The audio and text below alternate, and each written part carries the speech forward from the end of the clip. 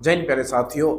Math का एक और प्रैक्टिस सेट हम करने वाले हैं जो Uttar Pradesh police constable re exam 2024, UPSI SSC GD या फिर आरपीएफ एसआई कांस्टेबल के लिए बहुत ज़्यादा उम्दा और सफिशियंट रहने वाला है। क्योंकि यहाँ पर जो मैं सवाल रखता हूँ वो कभी ना कभी कहीं ना कहीं पूछे गए हैं। आप प्रीवियस उठाकर देखोगे किसी भी एग्जाम का तो आपको ये सवाल वहाँ पर मिल जाएंगे। और कुछ ही सवाल ऐसे होते हैं जो वनडे एग्जाम में बार बार रिपीट होते हैं, बस हमें उसकी प्रैक्टिस होनी चाहिए। ठीक है भाई, तो हर तरीके का सवाल आपको यहाँ पर देखने मिलेगा और अपने आप को जज कर लेना कि आप कितने सवालों को हल कर पा रहे हो। पहले ही सवाल आपके सामने, कोई व्यापारी अपने खाद्य वस्तु की कीमत को 10% कम करता है। बोले ठीक है, तो खाद्य वस्तु के मूल्य में कितने प्रतिशत वृद्धि करेगा, कितने प्रतिशत वृद्धि करेगा कि उसके मूल्य में, खाद्य मूल्य में कोई परिवर्तन ना हो, यानी कमी कर दी गई, अब वो वृद्धि हमको करना चाह रहा है। तो इसके लिए एक बड़ा अच्छा फॉर्मूला मैं आपको दे रहा हूं, कहीं पर नोट डाउन कर लेना। बहुत पूछा जाता है ये सवाल, ये तो कॉमन सवाल है जो कई बार पूछा जाता है। तो क्या कर रहा है, वृद्धि हमसे करवाना चाह रहा है। तो वृद्धि के लिए आप करोगे वृद्धि परसेंट बराबर कमी गुणा 100, कमी गुणा 100 और बटे में 100 माइनस कमी, 100 माइनस कमी। कोई दिक्कत नहीं होनी चाहिए। तो आप इस वाले फॉर्मूले को चिपका देना, आपका आंसर आ जाएगा। बोले यूज कैसे करना, कैसे करना, कमी कितने की हो रही है, बोले 10% की। तो 10% की कमी है तो यहाँ पर लिखोगे 10 और गुणा में कितना दोस्त, बोले 100 और नीचे 100 माइनस कमी। 100 में से 10 जाएगा तो कितना बचेगा, बोले 90 बच जाएगा। 0 से 0 कैंसिल आउट हो जाएगा, कितना बचेगा। तो यहाँ पर 9 से 100 काटोगे तो 9 का ना 9, 9 का ना 9, पॉइंट 9 का ना 9, इस तरीके से चलता रहेगा, यानी 11.1111% आपका आंसर आ जाएगा। ठीक है भाई, तो आंसर आपने अब तक लगा दिया हुआ 11.11% में होना चाहिए। ऑप्शन नंबर सी इसका बिल्कुल सही उत्तर हो जाएगा, खत्म कहानी। ठीक है भैया, कभी कभी वो वृद्धि ना पूछ के कमी पूछ लेता है कि मान लो किसी वस्तु में अगर वृद्धि कर दी तो बाद में कमी करवाता है कि कोई परिवर्तन ना हो। तो उसके लिए फॉर्मूला होता है, देखो कमी, यहां पर इसको भी छाप लेना, काम आ जाएगा। कमी परसेंट बराबर वृद्धि, वृद्धि गुणा 100 बटे 100 प्लस वृद्धि, 100 प्लस वृद्धि। ठीक है भाई, बस काम खत्म, पैसा हजम, लेना देना कुछ नहीं। इसको भी कहीं पर छाप लेना। ठीक है भाई, जब आपसे कमी पूछी जाएगी तो आप ये फॉर्मूला चिपका देना और जब आपसे वृद्धि पूछी जाएगी तो आप इस फॉर्मूले को चिपका देना। अगले पे आ जाते हैं, सवाल नंबर अगला, ये रहा मेरे लल्ला। ठीक है भाई, वीडियो पसंद आई तो लाइक शेयर सब्सक्राइब करके जरूर जाना, ऐसा नहीं जाना। ठीक है भाई, क्या कहना चाह रहा है देखना इसमें, इसको मिटा लेते हैं फिर करते हैं सवालों को। इसमें कहना चाह रहा है हमसे, किसी धन का 3 वर्ष में 5% वार्षिक ब्याज की दर से चक्रवृद्धि ब्याज 336 हो तो उसी धन, समय तथा दर पर साधारण ब्याज कितना होगा। उसी धन पर साधारण ब्याज कितना होगा। देखो आप अच्छे जानते हो, 3 वर्ष का 5% के रेट से चक्रवृद्धि ब्याज कितना होता है। तो आप कह दोगे जो सीआई होता है, चक्रवृद्धि ब्याज होता है 3 वर्ष में 5% की दर से, वो हो जाता है 15.76, 15.76%, यानी 76% ये ब्याज हो जाता है। कोई दिक्कत नहीं होनी चाहिए। और साधारण ब्याज कितना होता है, तो आप कहोगे जो साधारण ब्याज होता है वो साधारण ब्याज होता है, यानी आप दर की और समय की गुणा कर दो तो आपको साधारण ब्याज मिल जाता है। तो 5 या 15, ये कितना हो जाएगा, 15 हो जाएगा। आप अच्छे जानते हो कि यहाँ पर हमसे साधारण ब्याज पूछ रहा है। साधारण ब्याज का मतलब है कि वो हमसे क्या पूछना चाह रहा है, वो हमसे पूछना चाह रहा है इस 15% की वैल्यू कितनी भाई, 15% की वैल्यू वो हमसे पूछना चाह रहा है। तो आप यहाँ पर देखना, यहाँ पर 15.76% जो आया है ये चक्रवृद्धि ब्याज निकल के आया है और यहाँ पर जो आया है 15% ही क्या है, ये साधारण ब्याज है। अब उसने कहा था कि जो अपना चक्रवृद्धि ब्याज है वो कितना है भाई, 336 रुपए है। कितना है, 336 रुपए ज्यादा है। लेकिन आप आराम से कह सकते हो यहाँ पर जो ब्याज है वो 15.76 है और यहाँ पर जो ब्याज है वो 336 है। आप दोनों को बराबर रख दो, आपका आंसर आ जाएगा, यानी आपको 1% की वैल्यू मिल जाएगी। फिर आप 15% की वैल्यू निकाल देना, आपका आंसर आ जाएगा। कैसे निकालोगे, तो यहाँ पर कर लेना 15.76% बराबर कितना आ जाएगा भाई, 336 आ जाएगा। कोई दिक्कत नहीं होनी चाहिए।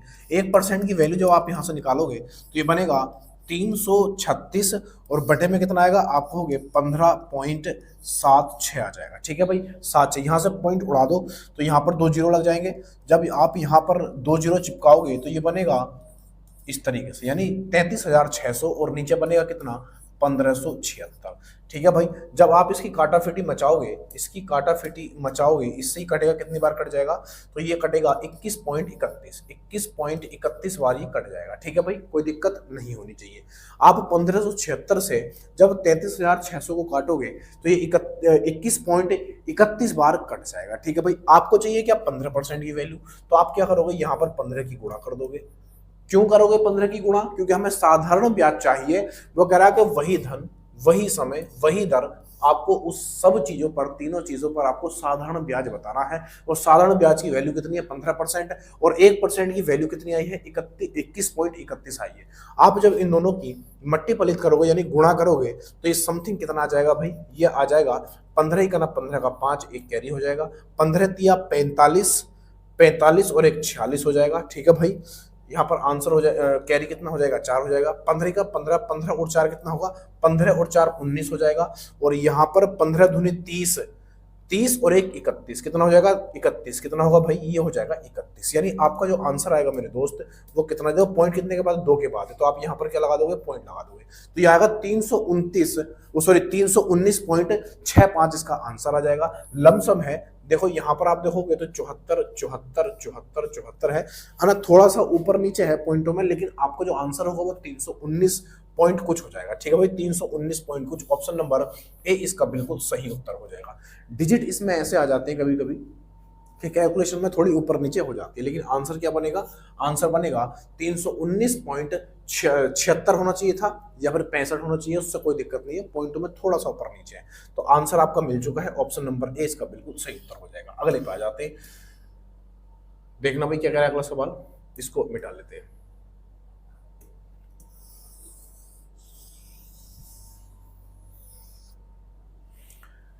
इसमें क्या कह रहा है, इसमें हमसे कहा जा रहा है, बोले क्या कह रहा है कि सुन लो, कि 100 लीटर मिश्रण में पानी की मात्रा 10% तथा शेष दूध है, बोले ठीक है, इनमें कितना और पानी डालें, देखो क्या डालना है, पानी, इसमें कितना पानी डालें ताकि प्राप्त मिश्रण में दूध 75% रह जाए। कितना दूध, कितना रहना चाहिए, 75% रहना चाहिए। आप अच्छे जानते हो जिसके साथ हम छेड़छाड़ करते हैं रूप उसका बदलता है, और जिसके साथ हम कोई छेड़छाड़ नहीं करते उसका रूप भी नहीं बदलता। तो उसने कहा कि अपने पास 100 लीटर है, बोले ठीक है, चलो इसको यहीं पर बंद कर देते हैं।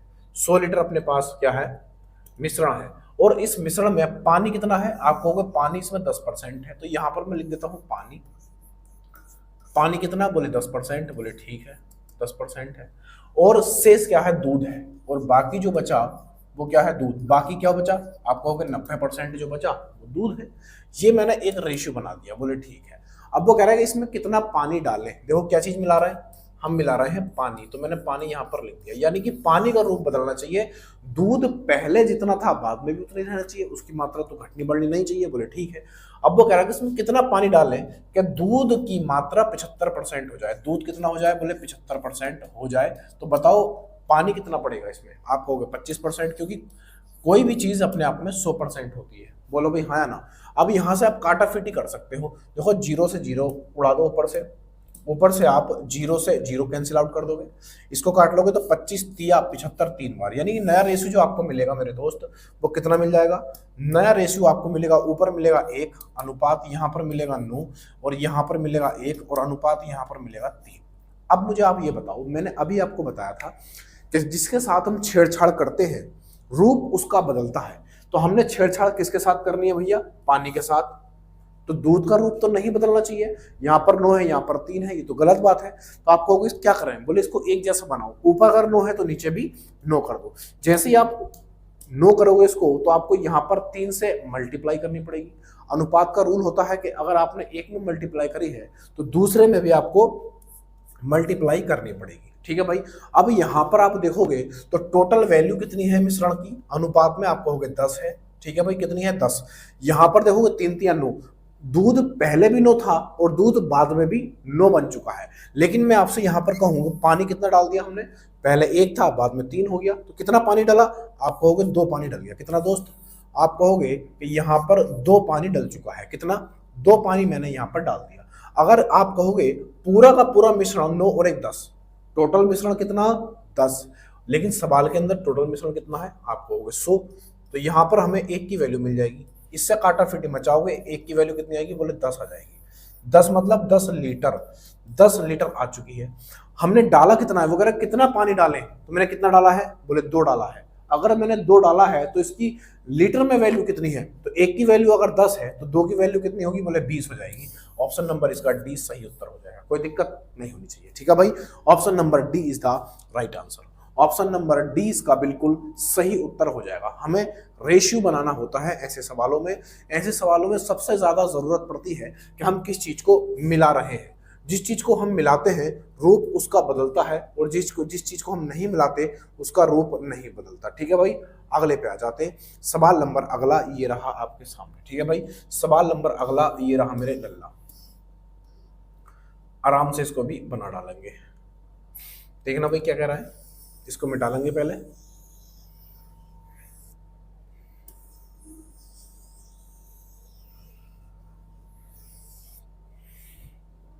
देखो उसका ये जो है सवाल बहुत दमदार है और बढ़िया तरीके से मैं आपको उसको बताऊंगा कैसे करेंगे, देखना। इसमें कह रहा है कि 24 लड़कों, ठीक है भाई, तथा उनके शिक्षक की औसत आयु 15 वर्ष है। ठीक है, यदि शिक्षक की आयु हटा दी जाए, शिक्षक की आयु हटा दी जाए तो औसत आयु में 1 वर्ष की कमी हो जाती है। कमी कितनी हो गई, बोले 1 वर्ष की।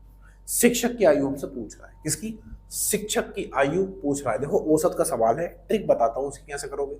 इसकी ट्रिक बड़ी सिंपल और साधारण है, बस दिमाग में बैठनी चाहिए।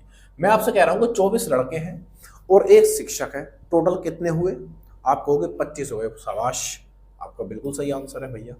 यहाँ पर जो टोटल हो चुके हैं वो हो चुके हैं 25, और इन 25 का जो एवरेज हमें दिया है वो कितना है, इतना भी बता दो। आप कहोगे 15 वर्ष है। कितना दोस्त, 15 वर्ष। 15 वर्ष क्या है, इसका औसत दे रखा है। 15 वर्ष एवरेज हमें दे रखा है। अब मैं आपसे कह रहा हूं कि सवाल के अंदर कहा कि शिक्षक की आयु खत्म कर दी। अगर यहां से शिक्षक की आयु खत्म कर दी तो कितने बचे, आप कहोगे 24 लड़के बच गए। तो एवरेज में 1 वर्ष की कमी आ गई, 1 वर्ष की कमी। तो पहले एवरेज कितना था दोस्त, आप कहोगे 15। तो 1 वर्ष की जब कमी आ गई तो मेरे दोस्त इतना बताओ कि अब कितना बचा, आप कहोगे 14 बच गया। तो आपको कुछ नहीं करना, इसकी गुणा यहाँ पर करनी है और यहाँ पर जोड़ देना है, यहाँ पर जोड़ देना है इस 15 में। कैसे करोगे, 24 ही करना, 24 24 और 15, 24 और 15 दोनों को जब ऐड करोगे तो आपका आंसर कितना आएगा, 39। कौन सा बनेगा भैया, ऑप्शन नंबर 20 का बिल्कुल सही उत्तर हो जाएगा। ऑप्शन नंबर बी इसका बिल्कुल सही उत्तर हो जाएगा। यानी कि शिक्षक की जो आयु है, शिक्षक की जो आयु है, शिक्षक की जो आयु है मेरे दोस्त वो कितनी हो जाएगी, बोले 39 वर्ष हो जाएगी। काम खत्म, पैसा हजम, लेना देना कुछ नहीं। अगले पे आ जाते हैं। ट्रिक बहुत जानदार है, वैसे कि इसको साधारण तरीके से भी आप कर सकते हो। साधारण तरीके से कैसे करोगे, 24 और 1 25, आप करोगे 25 और गुणा में कितना 15 कर दोगे। दोनों की जब आप गुणा करोगे तो आपको यहाँ पर कुछ ना कुछ मिलेगा। चलो बता देता हूँ, 25 पंजे 125, 5 यहाँ पर 12 कैरी हो जाएंगे। 25 ही करना, 25 और 12 कितने हो जाएंगे, तो आप कहोगे 25 और 12 35 37 हो जाएंगे। कितने भाई, 37 हो, 375। अब 1 वर्ष की औसत में कमी हो गई और 1 शिक्षक निकल गया, तो आप यहाँ पर कितना कर दोगे, 24 लड़के और गुणा में कितना आ जाएगा, बोले 14, क्योंकि औसत आयु में कमी हो गई। दोनों की आप गुणा करोगे तो आपको यहाँ पर कुछ ना कुछ मिलेगा। इस वाले में से ये वाला घटा देना, शिक्षक की आयु मिल जाएगी। ठीक है भाई, अगले पे आ जाते। ये साधारण सा तरीका था और ये ट्रिक थी हमारी। अगले में क्या कह रहा है, अगले में हमसे कह रहा है, लो भाई अगला सवाल, ये आपकी नजर किया जाता है। नजर मतलब पेश करना। ठीक है भाई, क्या कह रहा है सवाल के अंदर, अगर गेहूं और धान के बाजार मूल्य का 4:5 है। ठीक है भाई, 4:5 है, तथा एक परिवार में इनकी खपत की मात्रा का अनुपात 3:4 है। बोले ठीक है, गेहूं और धान पर होने वाले व्यय मतलब खर्च का अनुपात हमें ज्ञात करना है। ठीक है भाई, अब मैं आपसे ये पूछना चाह रहा हूं कि उस बाजार में जो कीमत है उसका क्या अनुपात है, तो आप कहोगे उसका अनुपात है 4:5। बोले ठीक है, आगे उसकी जो खपत है, यानी जितना वो खर्च मतलब उस चीज का वो यूज कर रहे हैं, जो खपत है हमारी, जो खपत वो कितनी है भाई, तो आप कह दोगे 3 और 5 के अनुपात में है। ठीक है भाई, क्या पूछ रहा है, खर्च पूछ रहा है, हमसे पूछ रहा है खर्च। भाई मैं एक बात आपसे कहना चाह रहा हूं, कोई चीज 4 रुपए किलो है, कितनी, 4 रुपए किलो है, और वो मैंने 2 किलो खर्च कर दी, उसकी खपत कितनी कर दी, 2 किलो की, तो टोटल मनी कितना हुआ, टोटल खर्च मेरा कितना हुआ बताओ, टोटल खर्च। तो आप कहोगे 1 किलो के 4 रुपए आपने दिए, तो 2 किलो के आप कितने दे दोगे, तो आप इन दोनों की गुणा कर दोगे, यानी 8 रुपए मुझे देने होंगे, यानी कि जो मेरा खर्च हुआ है वो कितना हुआ, 8 रुपए का। अब यही बात यहां पर आती है, गेहूं और धान का जो कीमत है वो कितनी है, 4-5 के अनुपात में है, यानी 4 मान सकते हो पहले वाले का, और उसका जो खपत हो रही है वो कितनी हो रही है, बोले 3 हो रही है। तो टोटल मनी यानी टोटल खर्च, टोटल वे मेरा कितना हुआ, तो आप कहोगे दोनों की मल्टीप्लिक कर दो, 4 तिया 12 हो जाएगा, अनुपात 5 पंजे 25 हो जाएगा, और इस यहाँ 5 नहीं, वहां पर 4 है यार, गलती हो थोड़ी सी मिस्टेक, तो यहाँ पर कितना हो जाएगा भाई, यहाँ पर 4 दे रखा है, तो 4 पंजे 20 हो जाएगा। ठीक है भाई, ये अब आप समझ चुके होंगे कि जिस तरीके से आप यहां पर देखोगे कोई चीज 4 रुपए किलो है और मैंने वो 2 किलो खर्च कर दी, तो टोटल मेरे रुपए कितने खर्च हुए, बोले 8 रुपए खर्च हो गए। वैसे ही यहां पर भी है, टोटल खर्च मेरा कितना आ चुका है, 12 और 20 के अनुपात में आ चुका है। इसको आप फाटाफिटी मचा के आप अपना आंसर लेके आ सकते हो। कैसे लेके आओगे भाई, आप कर लो, इसे काट लो 4 से डिवाइड करोगे, 4 तिया 12 अनुपात, और 4 पंजे 20, यानी आपका जो आंसर आएगा वो कितना आएगा अनुपात में, यानी जो खर्च हुआ है वो 3 और 5 के अनुपात में हुआ है, 3 और 5 के अनुपात में हुआ है। ऑप्शन नंबर इसका डी बिल्कुल सही उत्तर हो जाएगा। ठीक है भाई, ऑप्शन नंबर डी इसका बिल्कुल राइट आंसर, कोई दिक्कत नहीं होनी चाहिए। अगले पे आ जाते, सवाल नंबर अगला। देखो हर टाइप का सवाल मैं आपको यहाँ पर कराऊंगा, आपका रिवीजन अच्छा हो जाएगा। बस चैनल थोड़ा सा नया नया है, नया नया मतलब परिवार थोड़ा छोटा है या सब्सक्राइबर थोड़े कम है, ऐसा बोल सकते हो, और कोई दिक्कत नहीं, कंटेंट आपको बढ़िया मिलेगा, आप मजे मजे में भी क्लास को देख जाओगे, तब भी कुछ ना कुछ सीख ही जाओगे। अगले पे आ गए हम। ठीक है भाई, अगले सवाल ये आ गया आपके सामने, इसको मिटा लेते हैं। क्या कहना चाह रहा है भाई, देखना भाई क्या कह रहा है सवाल में, कि 10% वार्षिक दर से 3 वर्ष में 1000 पर चक्रवर्ती ब्याज ज्ञात कीजिए। चक्रवर्ती ब्याज हमें निकालना है, क्या क्या दे रखा है हमें रेट दे रखा है कितने का, बोले 10% का, वर्ष यानी समय दे रखा है 3 वर्ष का, बोले ठीक है, और हमें जो धन है, धनराशि है वो कितनी है, बोले 1000 रुपए, 1000 रुपए दे रखी है। अब मैं आपसे कहना चाह रहा हूं कि अगर आपको चक्रवर्ती ब्याज चाहिए तो आपको रेट से मतलब होना चाहिए। रेट से कैसे, अब इस रेट को आप फ्रैक्शन में बनाओ, जब आप इसको फ्रैक्शन में बनाओगे तो ये कितना बनेगा, 1/10 बन जाएगा, नहीं बनेगा 1/10, जो एक ऊपर है वो हमारा ब्याज है और नीचे वाला क्या है, मूलधन है। जब आप इसको ऊपर जोड़ दोगे इस तरीके से तो ये बनेगा 11/10, और इसी को मैं क्या बोलता हूं भाई, इसको होल वैल्यू बोलता हूं। परसेंटेज का सवाल हो, लाभ हानि का हो, या फिर चक्रवर्ती ब्याज हो या साधारण ब्याज हो, बहुत सारे चैप्टर में इससे होल वैल्यू से कर देता हूं। तो यहां पर आप देखोगे तो 11/10 का मतलब क्या हुआ, 11 ऊपर हमारा मिश्रधन है और हमारा 10 जो नीचे दे रखा है ये मूलधन है। ये क्या है, ये मूलधन है और ये मिश्रधन है, ये हमारा मिश्रधन है। आप कहोगे 3 का क्या यूज है, अब 11/10 जो है ना, जितने वर्ष का कहेगा उतना आप यहाँ पर क्यू यानी होल की चढ़ा दोगे। तो 11 का घन कितना होता है, बोले 1331, ठीक। 10 का घन कितना होता है, बोले 1000, काम खत्म, पैसा हजम। ये क्या है, ये क्या है, हमारा मिश्रधन, और ये क्या है, बोले मूलधन। कोई दिक्कत नहीं होनी चाहिए। यहां पर आप अगर ब्याज निकालोगे यानी चक्रवर्ती ब्याज जब यहां से निकालो कितना आएगा, 1331 में से 1000 जाएगा तो कितना बचेगा, तो आप कह दोगे 331 बच जाएगा। कितना भाई, 331। यहां पर मूलधन 1000, किताब के अंदर कितना है 1000, तो 1000 बराबर कितना होगा, 1000 बराबर 1000 हो जाएगा, यानी पूरा पूरा कट जाएगा, एक की वैल्यू कितनी आ गई, 1 आ जाएगी। ठीक है भाई, एक की गुणा आप कहां पर करोगे, 331 में कर दोगे, और 331 में जब एक की गुणा करोगे तो कितना आएगा, 331 ही आ जाएगा। आपका आंसर मिल चुका है, ऑप्शन नंबर ए इसका बिल्कुल सही उत्तर हो जाएगा। ठीक है भाई, 331 गुणा 1 बराबर कितना होता है, 331 होता है। ऑप्शन नंबर ए इसका बिल्कुल सही आंसर हो जाएगा। अगले पे आ जाते हैं, चक्रवर्ती ब्याज निकालने का सबसे बेहतरीन तरीका आपको यही है, आपको जो भी रेट दे रखा है उसकी होल वैल्यू निकालो, जितने वर्ष का पूछा है उस पर इतनी घात चढ़ा के आप जो भी आगे कर रहे हैं वो आप कर दो, और बाकी आपका आंसर आपकी आंखों के सामने। अगले पे आ जाते हैं। सवाल नंबर अगला ये रहा मेरे लिए। सवाल में कहा जा रहा है एक चलती रेलगाड़ी को अपने समांतर प्लेटफॉर्म को पार करने में कितना समय लगेगा। समय हमसे पूछ रहा है यदि रेलगाड़ी की लंबाई 500 मीटर है तथा प्लेटफॉर्म की लंबाई 800 मीटर है और रेलगाड़ी की चाल 60 किलोमीटर प्रति घंटा। कितनी भाई? चाल 60 किलोमीटर प्रति घंटा। समय हमसे पूछ रहा है। आप अच्छे से जानते हो कि जब समय निकालना हो हमें तो इसका फॉर्मूला होता है समय बराबर दूरी बट्टे चाल। क्या होता है भाई? दूरी बट्टे चाल होता है ना। मैंने हिंदी में लिख दिया, ऐसे भी लिख सकते थे, यहाँ पर कोई दिक्कत नहीं। लेकिन सबसे ज्यादा ध्यान रखा जाता है यूनिट का। यूनिट का मतलब यहाँ पर आप देखोगे तो यहाँ पर जो लंबाई है वो मीटर में है, जबकि यहाँ पर जो चाल दे रखी है वो किलोमीटर में है। तो कैसे करोगे? ये तो गड़बड़ है। तो दूरी कितनी है भाई? देखो, जब ट्रेन किसी प्लेटफॉर्म को पार करे, किसी ट्रेन को पार करे या किसी पुल को पार करे तो अपनी लंबाई के साथ साथ वो इन तीनों की लंबाई को भी पार करती है। तो प्लेटफॉर्म हो, ट्रेन हो, पुल हो, तो रेलगाड़ी की जो लंबाई होगी इनके साथ जुड़ जाती है। तो यहाँ पर रेलगाड़ी की 500 मीटर लंबाई है और यहाँ पर उस प्लेटफॉर्म की 800 मीटर है। दोनों को ऐड कर दोगे 5 और 3 8, यानी ये 1300 हो जाएगा। चाल कितनी है?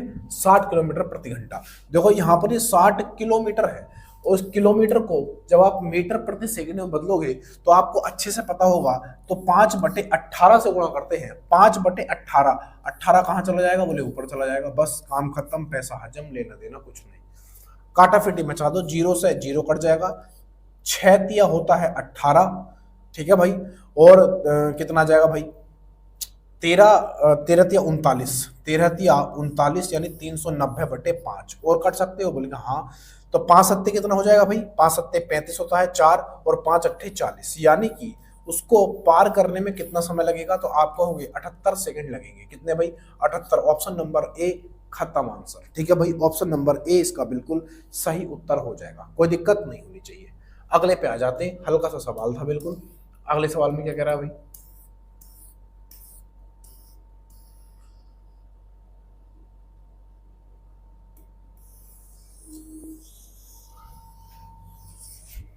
इसमें कह रहा है हमसे कि एक रेलगाड़ी एक समान चाल से 222 मीटर लंबे प्लेटफॉर्म को 17 सेकंड में तथा 210 मीटर लंबे प्लेटफॉर्म को 25 सेकंड में पार करती है।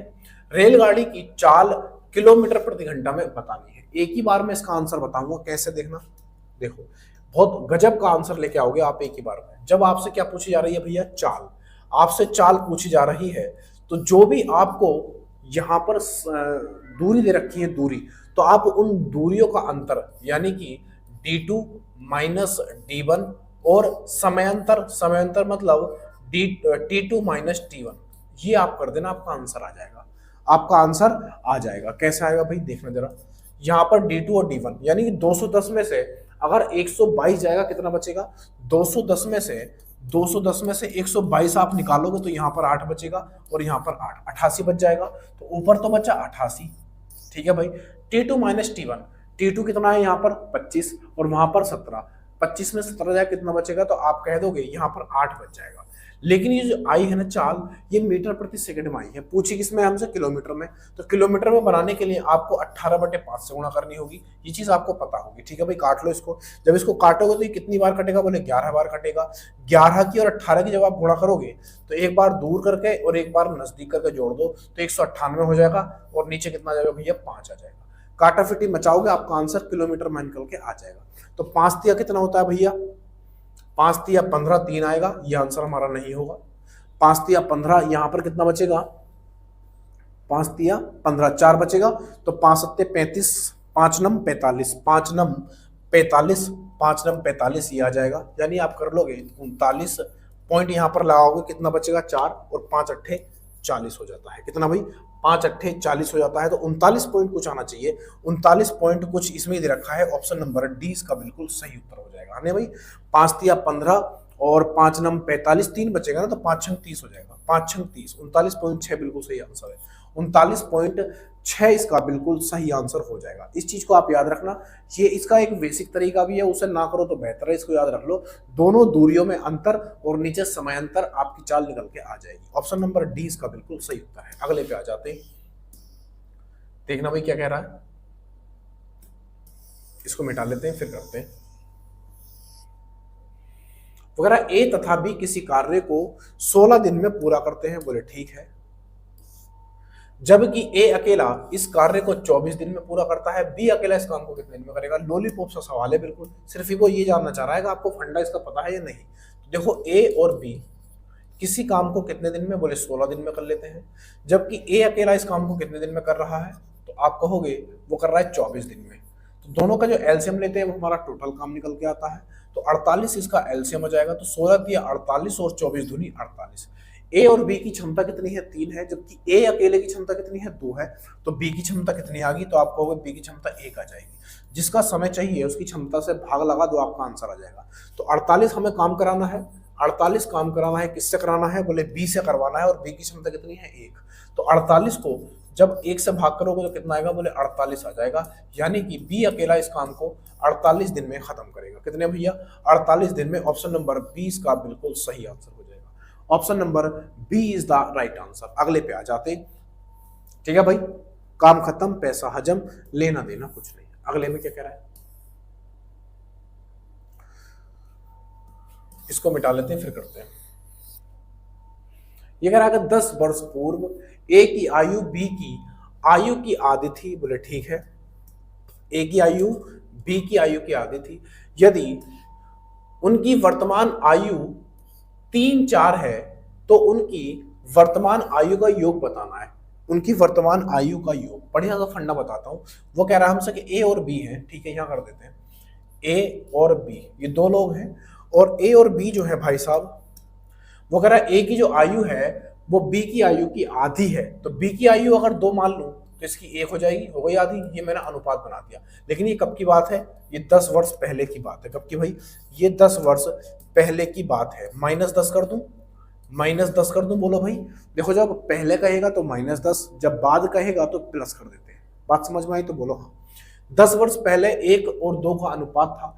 अब वो कह रहा है कि उनकी वर्तमान आयु का अनुपात, वर्तमान मतलब 0 मान लो, ना घटा है ना बढ़ा है, एकदम 0 न्यूट्रल है, ठीक है भाई। तो इनकी जो वर्तमान आयु का अनुपात है वो 3-4 है। कितना भाई, 3-4 है, ठीक है, कोई दिक्कत नहीं है। अब मैं आपसे कहना चाह रहा हूं, आप अच्छे जानते हो कि किसी भी 2 व्यक्तियों का या 3 व्यक्तियों का, 4 व्यक्तियों का जो आयु में अंतर होता है वो कभी नहीं बदलता। बदलता है तो सिर्फ क्या बदलता है, अनुपात। अनुपात बदल जाता है। तो आप यहां पर देखोगे तो अंतर कितना है, यहां पर बोले 2 का है।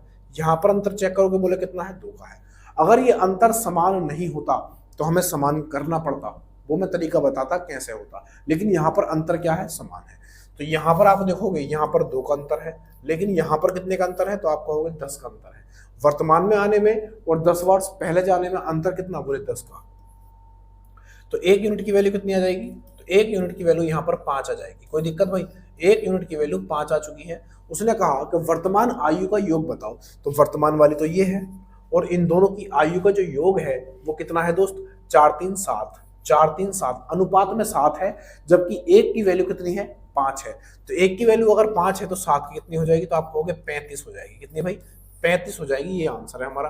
35 वर्ष दोनों की आयु का अनुपात हो जाएगा। ऑप्शन नंबर सी इसका बिल्कुल सही उत्तर हो जाएगा। ठीक है भाई, दोनों की आयु का योग कितना हो जाएगा, 35 साल हो जाएगा। अगले पे आ जाते हैं, सवाल नंबर अगला। अच्छा इतना ही है, चलो आज के लिए इतना ही रखते हैं। आज के लिए इतना ही रखते हैं। वीडियो पसंद आया हो तो लाइक से सब्सक्राइब करके जरूर जाना। फिर मिलेंगे अगली क्लास में, तब तक के लिए जय हिंद, जय भारत।